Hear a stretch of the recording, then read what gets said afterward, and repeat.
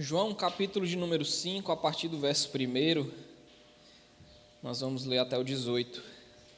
O texto que fala sobre a cura de um homem no tanque que estava próximo ao tanque de Betesda.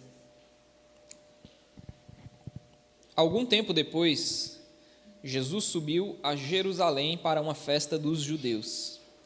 Há em Jerusalém, perto da Porta das Ovelhas, um tanque, que em aramaico é chamado de Betesda, tendo 5 entradas em volta. Ali costumava ficar grande número de pessoas doentes e inválidas, cegos, mancos, paralíticos. Eles esperavam um movimento nas águas. De vez em quando descia um anjo do Senhor e agitava as águas. O primeiro que entrasse no tanque, depois de agitadas as águas, era curado de qualquer doença que tivesse. Um dos que estavam ali era paralítico, fazia 38 anos. Quando o viu deitado e soube que ele vivia naquele estado durante tanto tempo, Jesus lhe perguntou: "Você quer ser curado?" Disse o paralítico: "Senhor, não tenho ninguém que me ajude a entrar no tanque quando a água é agitada. Enquanto estou tentando entrar, outro chega antes de mim." Então Jesus lhe disse: "Levante-se, pegue a sua maca e ande." Imediatamente o homem ficou curado, pegou a maca e começou a andar. Isso aconteceu num sábado. E por essa razão os judeus disseram ao homem que havia sido curado: "Hoje é sábado, não lhe é permitido carregar a maca." Mas ele respondeu: "O homem que me curou me disse: pegue a sua maca e ande." Então lhe perguntaram: "Quem é esse homem que lhe manda pegar a maca e andar?" O homem que fora curado não tinha ideia de quem ele era, pois Jesus havia desaparecido no meio da multidão. Mais tarde, Jesus o encontrou no templo e lhe disse: "Olha, você está curado. Não volte a pecar para que algo pior não lhe aconteça." O homem foi contar aos judeus que fora Jesus quem o tinha curado. Então os judeus passaram a perseguir Jesus, porque ele estava fazendo essas coisas no sábado. Disse-lhes Jesus: "Meu pai continua trabalhando até hoje, e eu também estou trabalhando." Por essa razão, os judeus mais ainda queriam matá-lo, pois não somente estava violando o sábado, mas também estava até mesmo dizendo que Deus era seu próprio pai, igualando-se a Deus.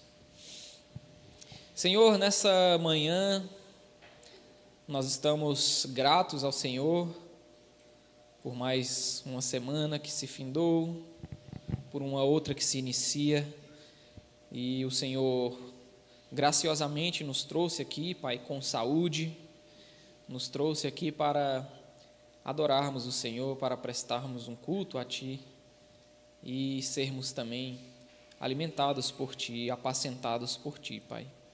Que o Senhor nos apacente, que o Senhor nos alimente, como o Senhor tem feito, Pai. No nome de Jesus. Amém. Bom, meus irmãos, nós estamos iniciando uma nova sessão no livro de João. Essa sessão, que vai do capítulo 5 até o capítulo 7, vai trazer alguns embates entre Jesus e os judeus. Nós já temos visto no Evangelho de João que os judeus eles estão com uma certa dificuldade de crer em Jesus. Eles precisam de sinais, eles precisam de milagres. Se não for assim, eles não creem. Enquanto nós vemos outras pessoas tendo uma facilidade maior de crer que Jesus era o Filho de Deus. Mas até então, não havia um problema muito grande entre Jesus e os judeus. Até então, eles não estavam querendo matar Jesus. Mas isso começa a partir do capítulo 5 de João. A gente vai ver que esses embates vão iniciar e a partir de divergências teológicas, eles vão querer matar Jesus. Mas o tema abordado nesse texto é um tema muito interessante para a gente tratar aqui nessa manhã. O tema principal e foi o título que eu dei à mensagem, é sobre legalismo. Vocês sabem o que é legalismo? O título que eu dei à mensagem é: o legalismo nos rouba a alegria da graça de Jesus. O legalismo, meus irmãos,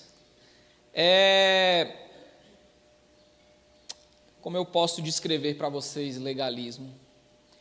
O legalismo é uma atitude, é uma crença, é um estilo de vida que nos faz acreditar mais em leis e regras humanas que não estão na Bíblia, que não foram ordenadas por Deus. E a gente, ao acreditar nessas leis e nessas regras, a gente começa a viver a partir dessas leis e dessas regras e coloca elas, inclusive, acima daquilo que nós lemos nas Escrituras, acima daquilo que o próprio Senhor nos ensinou. Então, o legalismo é viver debaixo de regras e leis criadas por homens e querer não apenas viver debaixo dessas regras, mas também imputar essas regras sobre as outras pessoas. Oi. Aurélio diz que legalismo é uma adesão estrita, literal ou excessiva a uma lei ou um conjunto de leis. Olha aí. Atribuição de valor excessivo às prescrições ou aos procedimentos formais. Tendência a pensar e a agir com grande severidade de ordem moral e de julgamento. E, por último, observância rígida de doutrinas ou práticas religiosas, fixação excessiva em códigos de conduta. Então, o legalismo, ele não está atrelado ao que o Senhor nos ensinou. Ele está atrelado ao que os homens criaram e se apegaram. E o problema do legalismo, como a gente vai ver aqui no texto, é que ele nos rouba a graça, ele nos rouba a alegria, ele nos rouba o que de fato importa naquilo que o Senhor nos ensinou e aquilo que o Senhor quer nos dar, nos transmitir. Nós vamos tratar esse tema hoje e esse texto em 2 pontos. O primeiro ponto está do verso 1 até o verso 7. Eu dei o nome de fé mal direcionada. Fé mal direcionada. E o segundo ponto é: o legalismo é opositor de Jesus. Então vamos ao texto, meus irmãos. Fé mal direcionada. A gente vai ver, o texto começa dizendo que Jesus foi a Jerusalém para uma festa dos judeus, e que lá em Jerusalém tinha um tanque, um grande tanque, né? O texto está dizendo aqui, inclusive no verso 2, que esse tanque ele era tão grande que ele tinha 5 entradas. Então era como se fosse uma piscina grande, um piscinão. Tinha 5 entradas distintas, era um tanque grande. E ali, próximo a esse tanque, ficava um grande número de pessoas doentes, inválidas. Então eram cegos, mancos, paralíticos. Eu e a Bruna estivemos recentemente no Rio de Janeiro, a gente ficou hospedado bem no centro do Rio de Janeiro, e nós vimos muitas pessoas em situação de rua, muitas, eu nunca tinha visto aquela quantidade, aquela aglomeração de pessoas em situação de rua. Logo abaixo do nosso hotel tinha alguns prédios públicos, e ali, durante a noite, eles ficavam assim, às dezenas, aos montes mesmo, assim, umas 40 ou 50 pessoas, assim, uma do lado da outra, dormindo em situação de rua, e na frente também do mesmo jeito, do lado. E de manhã eles acordam bem cedo e aí ficam ali na região.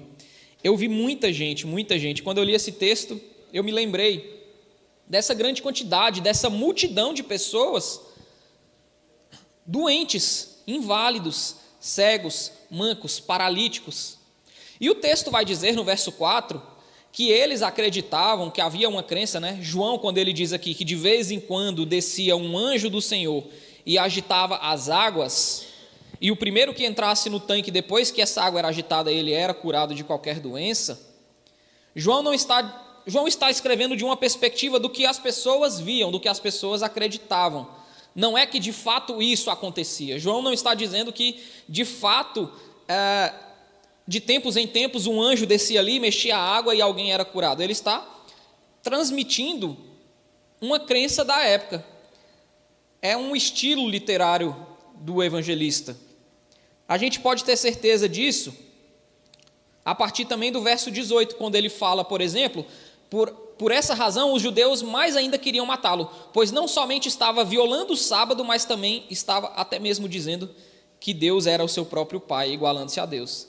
Percebe que João está dizendo assim, que Jesus estava violando o sábado, mas Jesus não estava violando o sábado. Jesus nunca cometeu nenhum pecado, Jesus nunca transgrediu a lei. Então, João está dizendo que era a perspectiva dos judeus, de que Jesus estava violando o sábado. Assim também é a perspectiva dos judeus, era uma crendice da época, de que de tempos em tempos um anjo descia naquele tanque, agitava a água, e o primeiro que entrasse era curado. Mas isso não é verdade, era uma crendice. Esse tanque, muito provavelmente, tinha a sua água agitada de tempos em tempos, mas não era por um anjo, era porque esses tanques eles eram alimentados tanto por fontes que brotavam ali do solo, como também por tubulações. Então, muito provavelmente, esse tanque aqui, que ficava ali na cidade de Jerusalém, chamado Betesda, ele recebia a alimentação de água de tubulações que vinham de outros lugares da cidade, e à medida que essa água chegava no tanque, a água era agitada, e as pessoas acreditavam que essa agitação da água, né, por exemplo, quando você está enchendo uma piscina e você liga ali para alimentar aquela piscina, a água começa a se agitar, começa a encher, não é? Então eles acreditavam que essa agitação nas águas, que eles não viam, né, só via a água sendo agitada, era um anjo. E aí eles acreditavam que o primeiro que entrasse naquela água era curado. E aí um daqueles homens que estavam ali, dentre aquela grande multidão que ficava ao redor daquele tanque, tinha 38 anos que ele era paralítico. E aí Jesus vê aquele homem deitado, fica sabendo que ele estava naquele estado durante 38 anos, durante tanto tempo, e Jesus pergunta: você quer ser curado? E o paralítico não responde à pergunta de Jesus se queria ou não ser curado. Ele queria, é claro, é óbvio, mas olha só qual que era a esperança dele, qual que era a expectativa dele. No verso 7, Senhor, eu não tenho ninguém que me ajude a entrar no tanque quando a água é agitada. Enquanto eu estou tentando entrar, outro chega antes de mim. Então, meu primeiro ponto, meus irmãos, é fé mal direcionada. O problema do mundo não é falta de fé, meus irmãos. A gente não tem falta de fé no mundo, nem falta de amor, ou pelo menos o amor que a gente espera. O que acontece é que esse mundo está depositando a fé, a gente deposita a nossa fé e o nosso amor, a nossa vida, o nosso afinco, as nossas forças, em coisas que não serão a nossa salvação. Pelo contrário, só vão nos frustrar essas coisas. E a gente está vendo aqui no Evangelho de João, João está mostrando para os seus leitores, não apenas nesse texto, mas em outros que nós já tratamos aqui, que não adianta depositar a nossa fé nessas coisas, não adianta ter a fé direcionada para essas coisas deste mundo, que não vão nos salvar, que não vão mudar a nossa vida, pelo contrário, nós vamos apenas nos frustrar. Então João está mostrando que Deus nos deu o seu Filho, a luz do mundo, né? Ele tem tratado disso desde o início do Evangelho, dizendo que Deus deu o seu Filho ao mundo, para que a gente tenha fé em alguém que de fato pode mudar as nossas vidas, em alguém que de fato pode nos salvar. João está querendo mostrar que Deus está dando um direcionamento para essa fé que nós temos, para a fé que existe nesse mundo, para o amor que existe nesse mundo.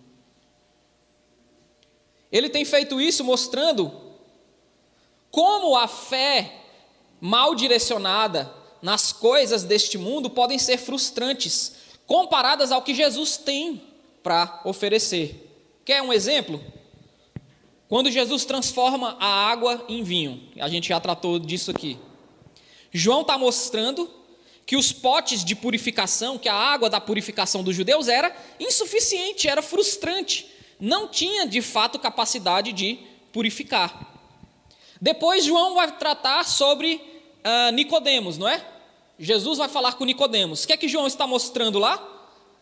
Que o conhecimento da lei que Nicodemos tinha também não era suficiente para salvá-lo, para mudar a vida dele.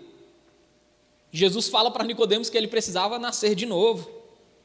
Depois, João vai tratar de uma conversa que Jesus tem com a mulher samaritana na beira do poço. E qual que é a ideia lá?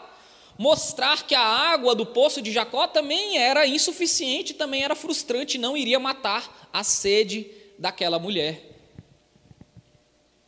E agora, João está mostrando para os seus leitores que o tanque de Betesda não é suficiente para curar aquele homem, para mudar a vida daquele homem. Mas aquele homem está com uma fé mal direcionada. Ele acredita que se alguém levar ele naquela água, quando ela for agitada, ele vai ser curado. Então, meus irmãos, esse é o problema real do mundo. A fé nas coisas que não mudam a nossa vida. Não é falta de fé, é fé nas coisas erradas. E a gente tem tanta fé nas coisas erradas, mas tanta fé, que a gente viu essa semana, por exemplo, um homem matando o outro, lá nos Estados Unidos, porque um acreditava piamente numa coisa, o outro acreditava piamente em outra. E ambos defendem as suas posições. Mas esse assassino, ele tinha tanta fé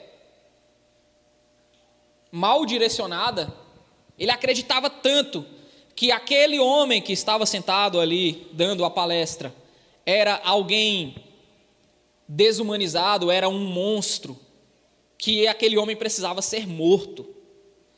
Então, eu só estou dando um exemplo, mas nós temos diversos exemplos de como nós depositamos a nossa fé de maneira errada em coisas que não vão salvar a nossa vida, que não vão salvar esse mundo, que não vão mudar em nada as coisas. E boa parte disso, boa parte de termos essa fé mal direcionada, essa fé nas coisas que não importam, de ao invés de depositarmos a nossa fé no Filho de Deus que foi enviado ao mundo, nós estamos depositando a nossa fé nessas outras coisas, e isso tem sido insuficiente, isso tem frustrado a gente, isso tem colocado a gente em um caminho que esse homem está há 38 anos, em um caminho que não dá em lugar nenhum. 38 anos sofrendo de paralisia. O texto não diz qual que era a sua doença, mas ele era paralítico, ele não conseguia andar. E ele está 38 anos nessa situação. E há 38 anos ele está acreditando que a solução dele está lá no tanque de Betesda, quando o anjo agitar as águas.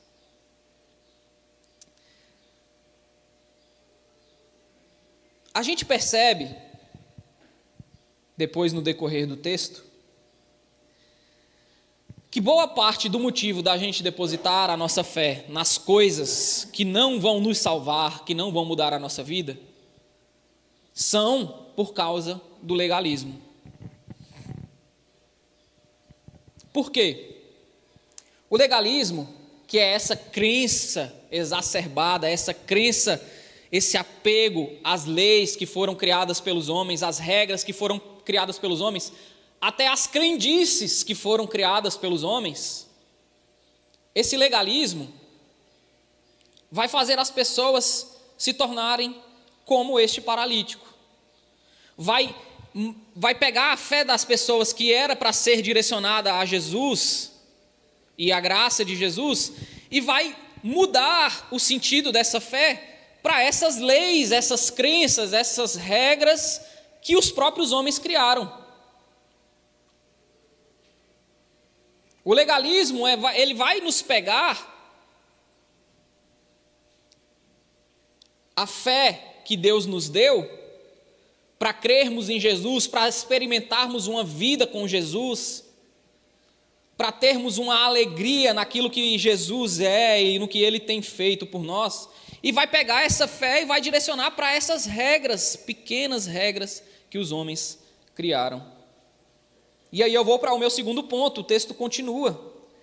O legalismo é opositor de Jesus. Deixa eu tomar um pouquinho de água.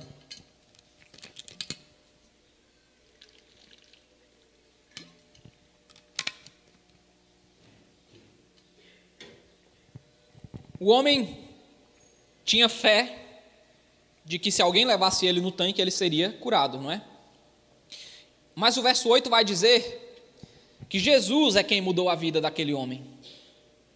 Então Jesus lhe disse: levante-se, pegue a sua maca e ande.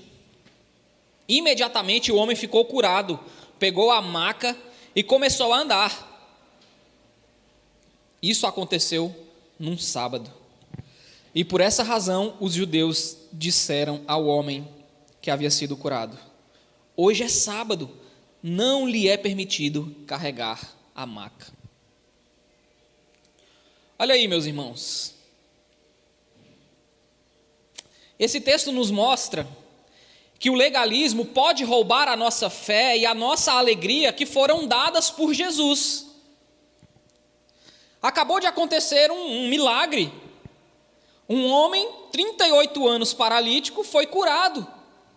Pegou a sua maca, né, na qual ele ficava deitado, botou debaixo do braço e começou a andar. Exatamente aquilo que Jesus tinha dito para ele fazer.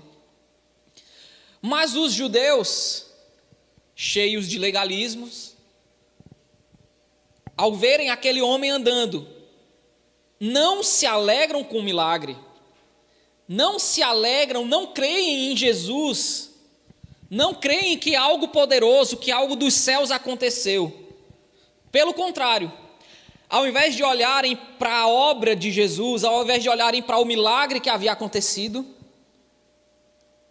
eles ficam incomodados, porque aquele homem estava quebrando uma regra que eles haviam criado. Jesus está dando cura, Jesus está dando vida, Jesus está transformando a vida das pessoas.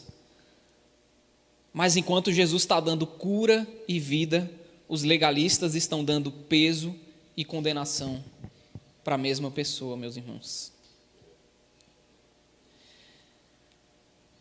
Aí você me pergunta: Clisman, esse homem estava desobedecendo a lei dos 10 mandamentos, que fala que ele tinha que guardar o sábado, que ele tinha que descansar no sábado?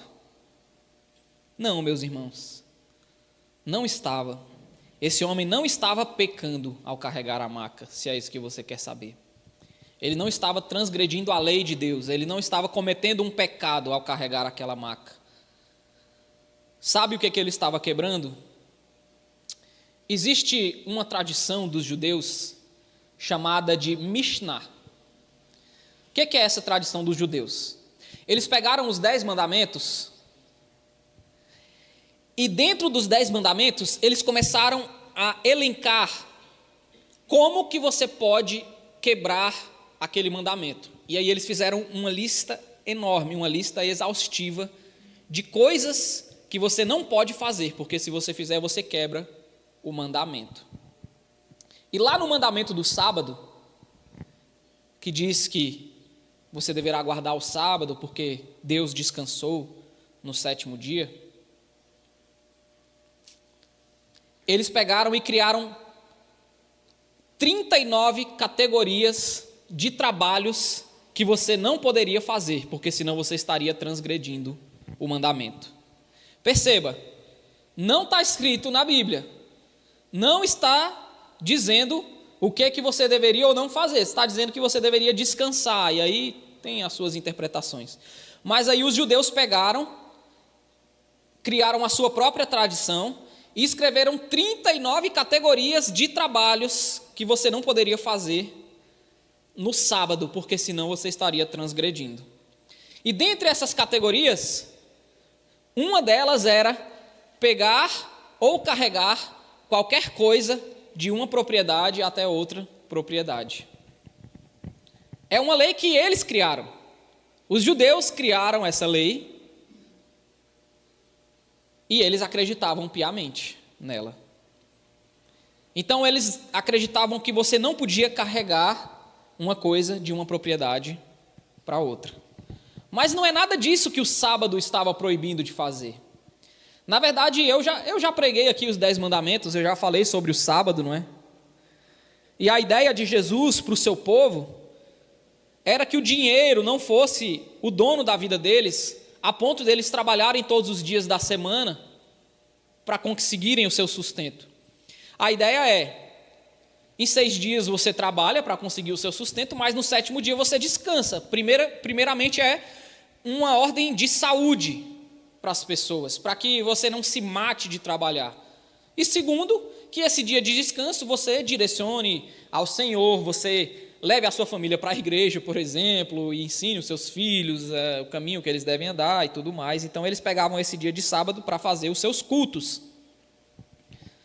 Mas nunca teve uma pretensão de ser algo minucioso a ponto de falar que uma pessoa não podia carregar uma coisa de um lugar a outro. Quem criou isso foram os judeus. Então isso é legalismo, meus irmãos. É pegar o que Deus disse e criar outras leis debaixo daquilo que Deus disse e dizer, olha, você não pode fazer isso, porque se você fizer você está em pecado. E eu também não vou fazer, porque se eu fizer eu estou em pecado. E a gente vai perder a salvação, a gente vai perder o contato com Deus, a gente vai perder a graça de Deus, a gente vai estar sujo perante Deus. Isso é o legalismo, de maneira prática aqui. No caso dos judeus era o homem levar a maca. Mas no nosso caso tem muita coisa por aí, não tem? Que os legalistas criaram e que se a gente fizer, a gente está em pecado, a gente está mal com Deus. Eu já fiz parte de igrejas, por exemplo, que o que era proibido, e se você fizesse isso, você ia pegar disciplina, era cantar de calça jeans.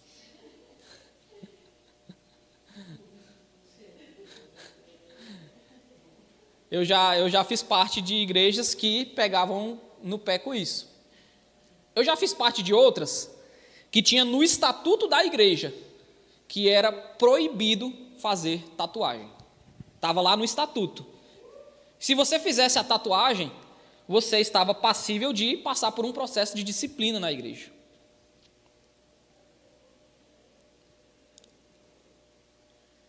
Então são leis que vão sendo criadas, e aí a liderança da igreja vai dizer assim, se você fizer isso, você está em pecado. Só que não é pecado. Não era pecado aquele homem levar a maca dele de um lugar para o outro. Assim como não é pecado cantar de calça jeans, ou fazer tatuagem, ou, por exemplo, consumir bebida alcoólica de forma moderada, ou tocar a bateria na igreja, que em algum tempo já foi pecado. Guitarra na igreja, porque a guitarra foi feita para tocar rock, e rock é uma música do diabo. Eu estou falando de coisas do passado, mas tem coisas hoje em dia, que são legalismos, e que a gente imputa sobre nós mesmos e sobre as outras pessoas. E o legalismo diz, você precisa cumprir todas essas regras, você precisa ser perfeito em todas elas. Se você não fizer, você está pecando. E se você está pecando, você está errado, você está mal, você precisa de disciplina. Meus irmãos, há o legalismo, e há uma outra coisa que não está sendo abordada aqui no texto, mas que vale a pena ser mencionada, que é o antinominismo, que aí é uma reação ao legalismo. Então, se o legalismo fala assim, você tem que cumprir todas essas 39 regras que eu criei acerca de trabalho, porque senão você está em pecado, é um extremo muito grande. Então, você está dizendo que é pecado, coisa que não é. Então, se fosse resumir o legalismo, é dizer para as pessoas que é pecado, coisa que a Bíblia não diz que é pecado.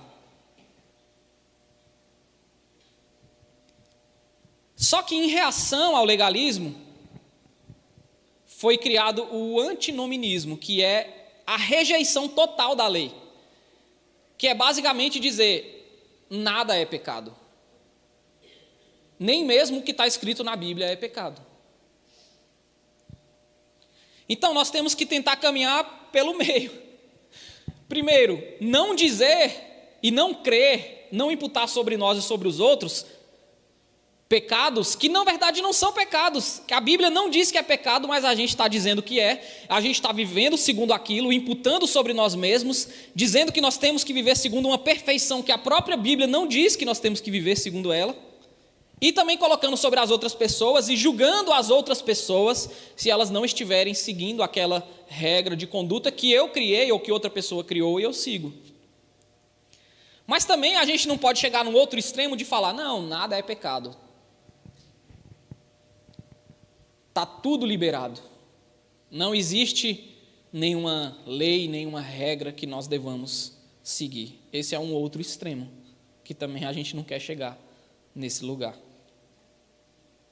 Mas o grande fato que o texto está mostrando, eu estou dando essas explicações sobre legalismo porque é algo que precisa ser dito, mas a grande questão central aqui no texto é que o legalismo rouba das pessoas a alegria de viver segundo a graça de Jesus. Percebe? Era para estar acontecendo uma festa aqui, porque um homem que havia 38 anos que era paralítico foi curado. Então era para os judeus estarem fazendo um churrascão aqui agora de alegria, matando a ovelha e assando os pães deles, com aqueles temperos que eles têm, ervas amargas. Mas eles estão aborrecidos, porque segundo eles é mais importante aquele homem deixar de carregar a sua maca do que se alegrar com um milagre que aconteceu.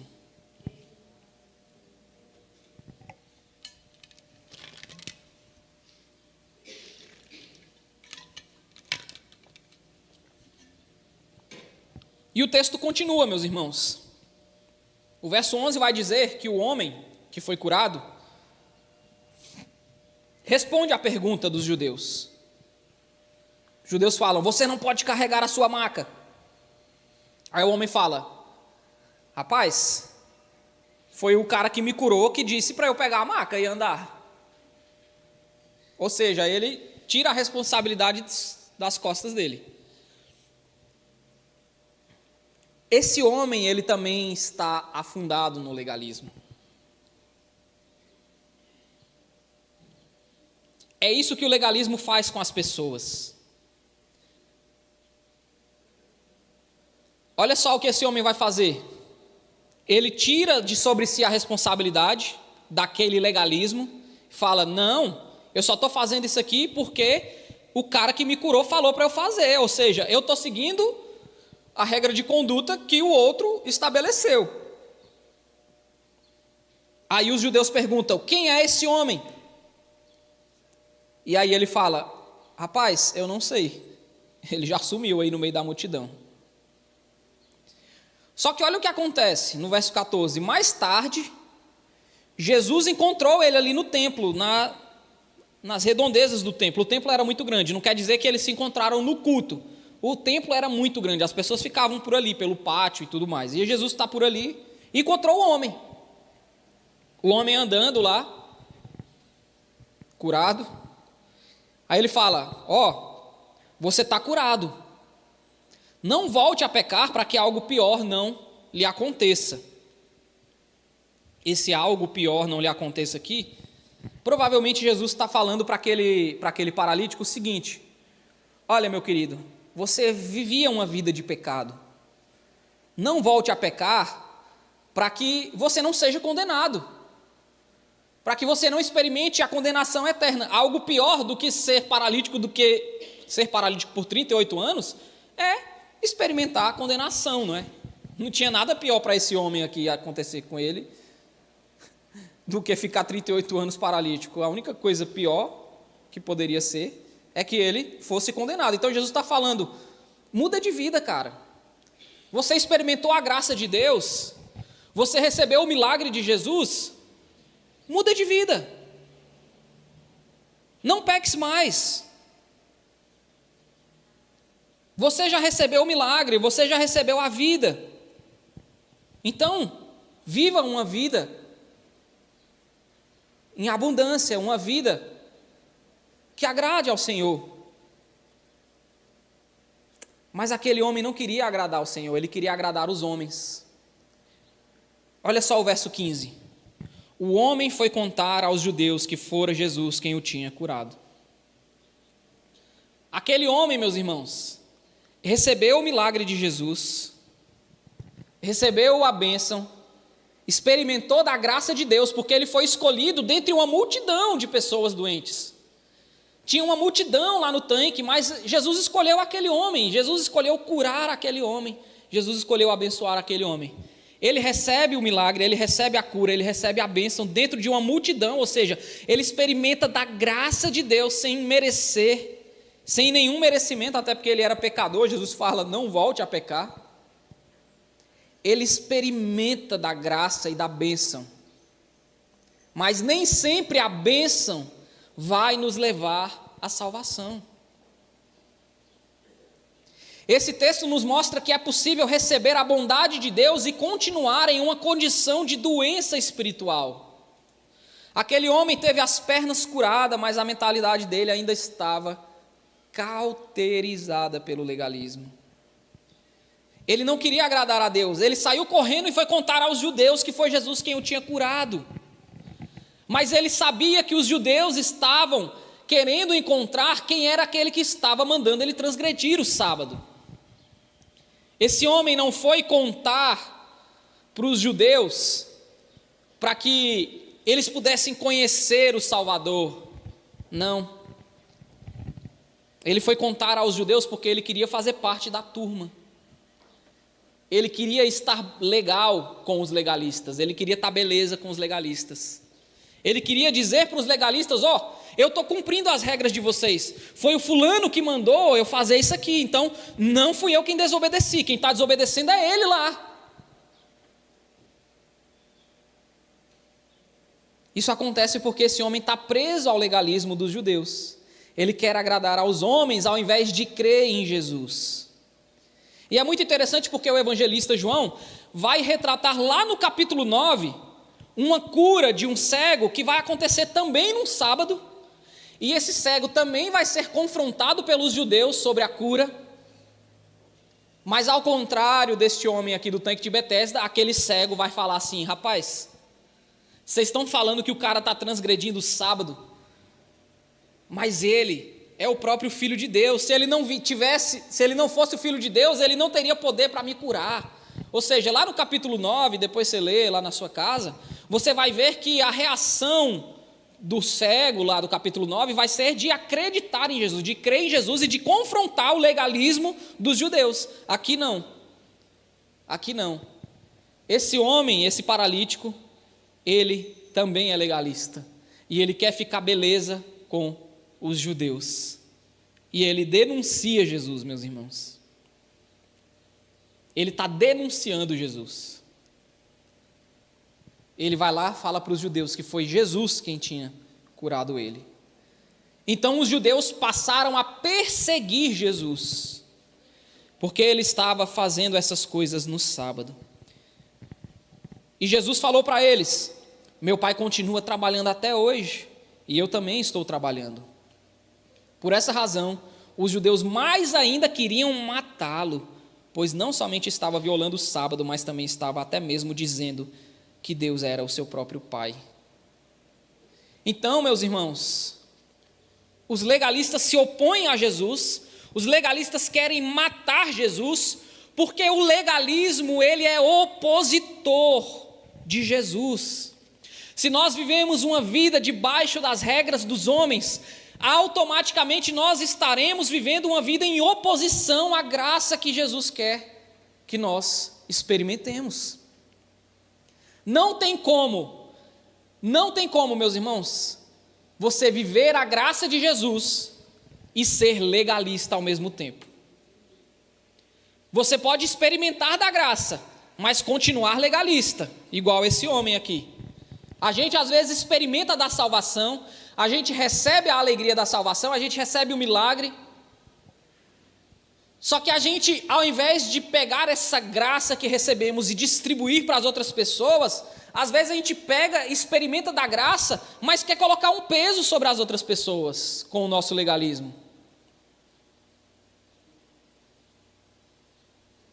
E a gente está com a mente tão cauterizada, que aí a gente olha para as outras pessoas e julga. A gente, por exemplo, julga uma pessoa que está pregando de bermuda. A Bruna, de vez em quando a gente tem uma discussão lá em casa. Eu falo que não gosto de pregar de bermuda, porque eu falo que é um desrespeito com os irmãos. Só que eu não falo como se fosse um pecado, mas talvez eu tenha um pouco de legalismo aí, sabe?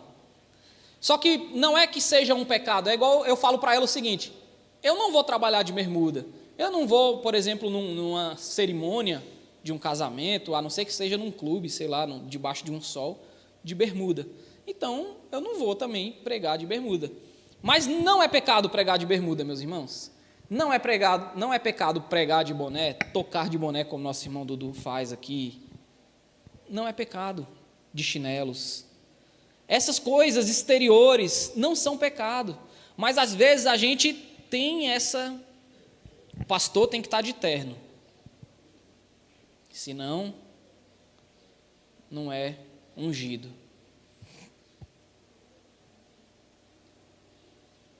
Dentre outras coisas, a gente já experimentou da graça, e a gente precisa se libertar desse legalismo, que às vezes está impregnado na nossa mente, porque a gente está há 38 anos nessa condição de viver debaixo dessas regras. E aí a gente encontra com Jesus, Jesus quer nos libertar disso. Ele já até derrama milagres sobre as nossas vidas, como curou aquele homem. Mas às vezes a gente se recusa a experimentar dessa graça. João está alertando os judeus da diáspora sobre os erros cometidos pelos judeus que mataram Jesus. Ele está alertando os seus leitores: olha, não cometam o mesmo erro. E ele está alertando a gente também, porque nós também cometemos esses erros. Quando nós colocamos a nossa fé nas coisas deste mundo, e quando nós valorizamos mais um conjunto de leis, de regras, as coisas exteriores, criadas pelos homens, do que a obra de Jesus, meus irmãos. Ficamos aprisionados e também aprisionamos os nossos irmãos debaixo dessas regras, impedindo que eles experimentem a graça de Deus e que também nós experimentemos. Eu não sei qual que é o seu legalismo. Eu tenho os meus e eu preciso todos os dias trabalhar. Mas eu queria dizer para você nessa manhã: Jesus quer tirar o legalismo da gente, meus irmãos, das nossas mentes, das nossas vidas. do nosso meio, da nossa igreja. Não fique aprisionado. Não fique aprisionado nos detalhes, nesses detalhezinhos. Os judeus falaram para o homem que ele não podia carregar a maca. E aquele homem tinha experimentado a obra de Jesus. Nós precisamos também divulgar essa graça, divulgar essa obra redentora, que nós experimentamos e que os outros têm experimentado, e nós também temos experimentado ao longo das nossas vidas. Então, o que eu quero pedir para você nessa manhã, quando você olhar para alguma coisa, para uma pessoa, para algo que está acontecendo na igreja, ou seja, um vídeo na internet, quer que seja, a vida das outras pessoas, dos seus parentes, dos seus irmãos, quando você olhar para a vida delas e for julgar, pergunte a si mesmo se aquilo que você está julgando não é um legalismo. Se a Bíblia está condenando aquilo que você está condenando. Se o que você está condenando, Jesus condenou, a Escritura condenou, e se condenou, passou pelo filtro de Jesus. Existem pecados? Existem. Jesus fala para esse homem: não peques para que algo pior não te aconteça. Então, existe pecado. Mas será que o que eu estou julgando na outra pessoa é pecado? Porque se não for pecado, meus irmãos, e até mesmo se for pecado, né? Nós não temos que julgar, porque também nós cometemos os nossos. Então pare para pensar se você não está sendo legalista naquilo que você está pensando, nas suas crenças. Porque se você estiver sendo legalista, você está perdendo a graça que Jesus quer que você viva, que você pense.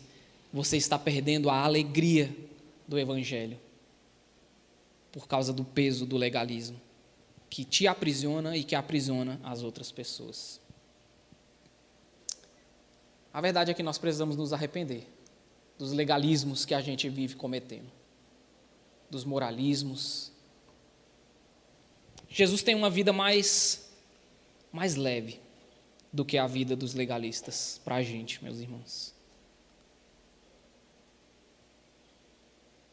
E tem muita gente que acha que a vida de crente é uma vida chata, pesada, dura, que não quer viver a vida de igreja por causa dos nossos legalismos.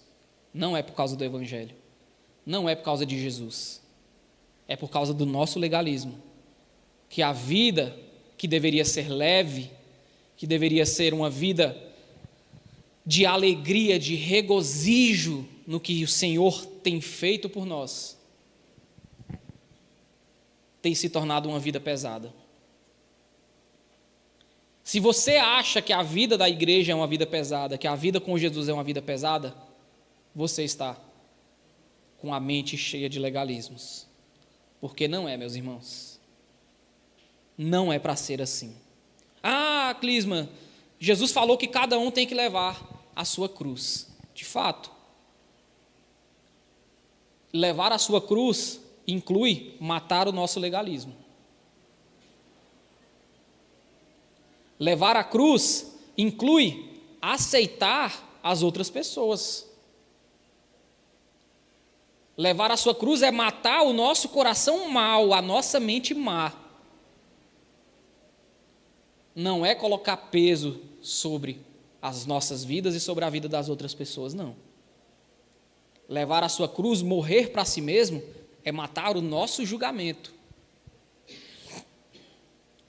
As regras que a gente está há 38 anos alimentando dentro de nós e que a gente não precisa de seguir. O que a gente tem que seguir é o que Jesus nos ensinou. E está aqui. O que passar disso, meus irmãos, é lixo. é lixo. E aí a gente tem que jogar fora, porque senão a vida fica muito pesada para a gente e para os outros. Amém? Senhor, eu quero te agradecer nessa manhã, Pai, pela tua graça, pela obra redentora que o Senhor fez nas nossas vidas, na minha vida, na vida dos meus irmãos, os milagres constantes que a gente tem experimentado. Mas eu quero também te pedir, Senhor, que o teu Espírito possa nos livrar do legalismo, Pai. Em nome de Jesus, que nós possamos nos alegrar, viver uma vida leve, segundo aquilo que o Senhor nos ensinou, Pai. Mas tudo aquilo que passar do teu evangelho, tudo aquilo que passar daquilo que o Senhor nos ensinou, que é amar a Deus sobre todas as coisas e o próximo como a nós mesmos.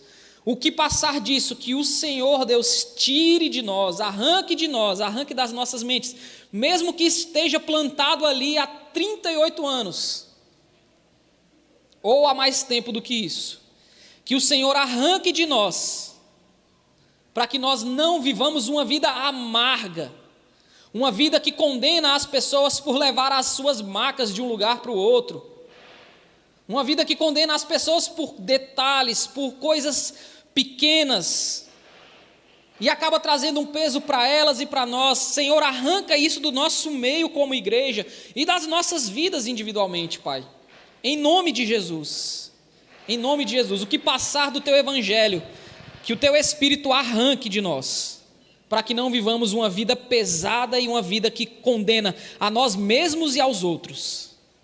Em nome de Jesus, nos livra disso, Pai, e nos dá o teu fardo que é leve, o teu fardo que é leve, Deus, a tua vida que é abundante, em nome de Jesus, Pai. Amém.